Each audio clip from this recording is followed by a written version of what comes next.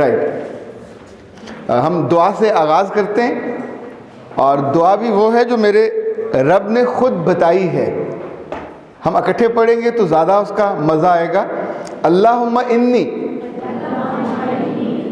اللہم انی اسألک علما نافعا ورزقا واسعا طیبا ولسانا ذکرا وقولا سدیدا وصبرا جمیلا وعملا متقبلا.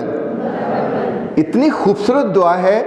رب کہتا ہے مجھ سے مانگا کرو ایسا علم جو مجھے عزت دے، جو مجھے لوگوں کے دلوں میں جگہ دے، جو میرے لیے خوشی کا اور نفع کا باعث ہو. اور اتنا رزق مانگو جو پاکیزہ ہو، زیادہ ہو اور بہت زیادہ ہو. اور میری زبان کو ایسے تر رکھنا اپنے ذکر سے جیسے ابھی میں نے پانی پیا اور پانی سے اپنی زبان کو تر کیا.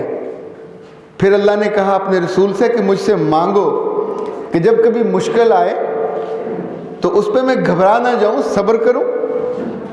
اور جب مجھے بات کہنے پڑی کوئی بھی کسی جگہ تو میں سچی کہوں، ڈر کے نہ کہوں، دل سے کہوں، پوری محبت سے کہوں، پورے یقین سے کہوں اور سچی بات کہوں.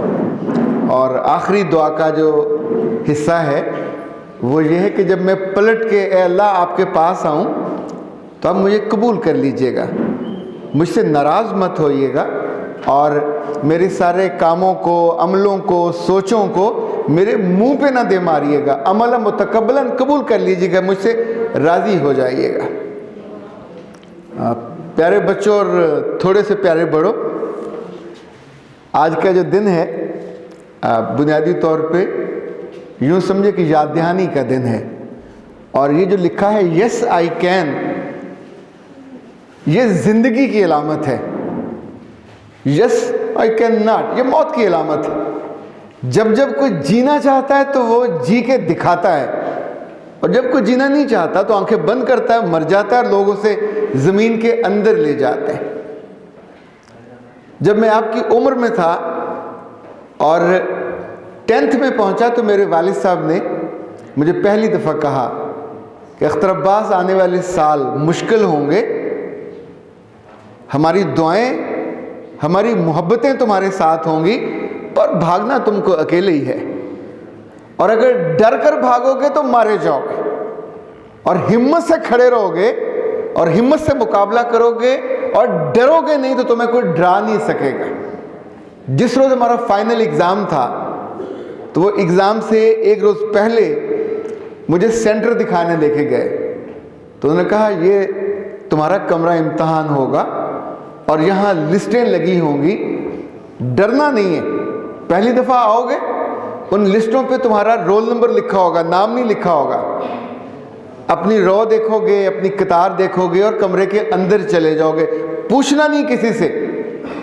دیکھو 1 2 3 کہاں پہ تمہارا رول نمبر ہے، اس ٹیبل پہ جا کے رکنا، وہاں بیٹھنا، بسم اللہ پڑھنا، درود شریف پڑھنا، اپنے آپ پہ پھونکنا، اور پھر ٹھنڈا سانس لے کے وہاں سکون سے بیٹھ جانا اور وقت سے پہلے جانا. اچھا میں سوچتا رہا میرے ابو مجھے ایسی باتیں کیوں بتا رہے ہیں. But when the day came اور I was there, everybody was afraid. ہر لڑکا لٹرلی کانپ رہا تھا.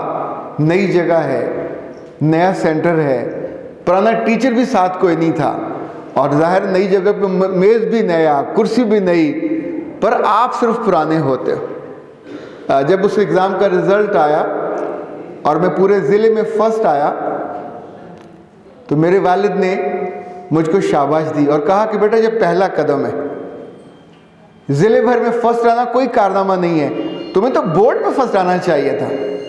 اچھا میں نے دل میں بڑا غصہ کیا کہ حد ہو گئی، میں پڑھتا مر گیا، اتنی کوشش کی، پہلی دفعہ بیولوجی آئی تھی، کسی کو نہیں آتی تھی، ہم نے وہ کر ڈالی.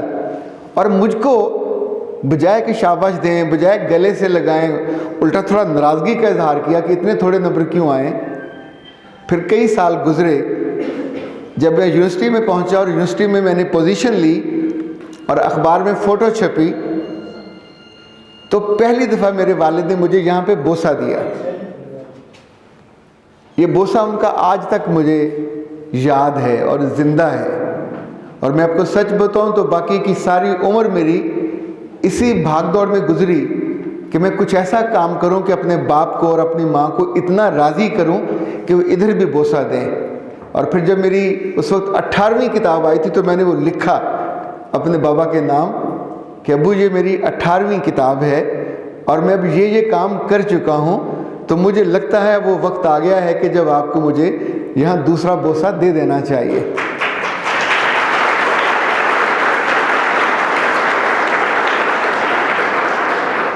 میرے ابو ڈائریکٹر ایجوکیشن تھے اور میں نے ان کو کبھی کمزور پڑھتے نہیں دیکھا, پر دیٹ واز دا ڈے جب انہوں نے اپنے نام انتصاب پڑھا.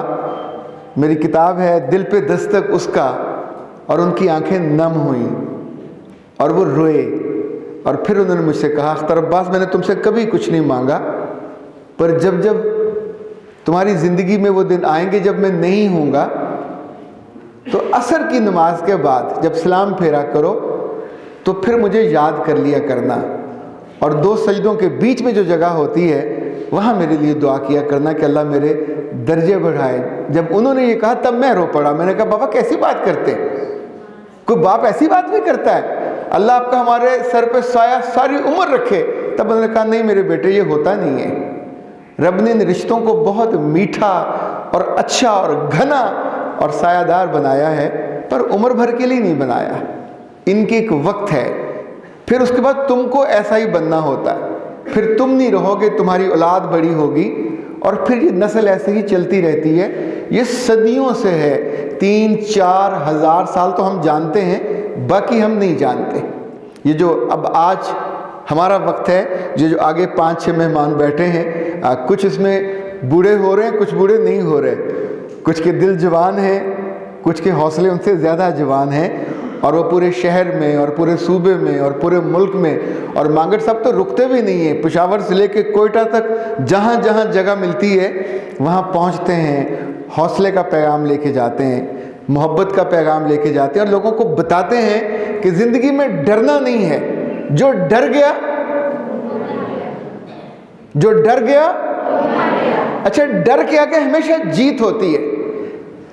ہمیں ڈر ہوتا ہے کہ ہم کو یہ کام نہیں آتا. سب کو نہیں سارے کام آتے. یہ جتنے آگے بیٹھے ہیں 5 لوگ مجھ سے لکھوا لیں, قسم دلا لیں, اگر ان 5 میں سے کسی کو جہاز چلانا آتا ہو. ہیلی کاپٹر بھی نہیں چلا سکتے, حالانکہ کتنے بڑے بڑے ہیں, اور مانگٹ صاحب تو باقاعدہ ڈاکٹر ہیں, پر ڈاکٹر ہونے کا مطلب یہ تھوڑی ہے کہ سارے کام آ جائیں. جب میں پہلی دفعہ جہاز پہ بیٹھا اور ایروسپیس نے کھڑی ہو کے کہا کہ بیلٹیں باندھ لیں, تو میں نے اپنی بیلٹ چیک کی, پینٹ کی بیلٹ بندھی ہوئی تھی. تو میں نے کہا بی بی ٹھیک ہے معاملہ. اچھا جب اس نے چکر لگایا بیلٹ پھر نہیں بندھی ہوئی تھی, اس نے پھر کہا سر بیلٹ. تو تب میں نے ادھر ادھر دیکھا تو ایک وہ بڑے سے بکل والی ایک اور بیلٹ تھی جو آدھی ٹوٹی ہوئی تھی, آدھی ادھر تھی آدھی ادھر تھی. اب اس کو میں نے جوڑنا شروع کیا. آپ سوچیں میں لاہور سے اسلام آباد جا رہا تھا, سرکاری مہمان تھا, اتنی مہنگی ٹکٹ تھی, اتنا بڑا جہاز تھا, اور میں خود بھی کافی بڑا تھا, پر مجھ کو بیلٹ نہیں باندھنی آئی. تو میں نے اس کو پھنسا کے وہاں کر لیا کہ چلیں وہ اس کی نظر پرے ہٹ جائے گی تو میں ٹل جائے گا معاملہ. پر وہ شیر کی بچی ایسی پکی نظر کی تھی, اس کی پھر نظر وہیں گئی, پھر آ کے اس نے بیلٹ کھولی, وہ بڑا سا بکل تھا وہ کھولا اور اس کو مجھ کو باندھ دیا. جب ہم جہاز روانہ ہوا تو یہ پی آئی اے والے بڑے کنجوس ہیں. مانگٹ صاحب کو تو بار بار موقع ملتا ہوگا, ان کے بس میں ہونا تو اعلان کر دیں کہ خواتین حضرات گھر سے بوتل پی کے آیا کریں اور کھانا بھی گھر سے ہی کھا کے آیا کریں. اور ہم تو اس نے ایک چھوٹا سا جوس کا پیکٹ دیا, تو جو میرا ساتھ والا تھا اس کو پیاس زیادہ لگی تھی, تو اس نے وہ بٹن دبایا, میں نے نہیں دبایا. وہ لڑکی واپس آئی تو اس نے کہا ایک جوس. اچھا میں دل میں سوچتا رہا کہ مجھے بھی کہنا چاہیے تھا, مطلب جوس پیتے ہوئے کون سا پرابلم ہونا تھا, پر ڈر تھا, حوصلہ نہیں تھا اس لڑکی سے بات کرنے کا. جب وہ آئی اس نے اس کو جوس پکڑایا تو میں نے بڑے ہونٹوں پہ زبان پھیر کہا ایکو ہی سی.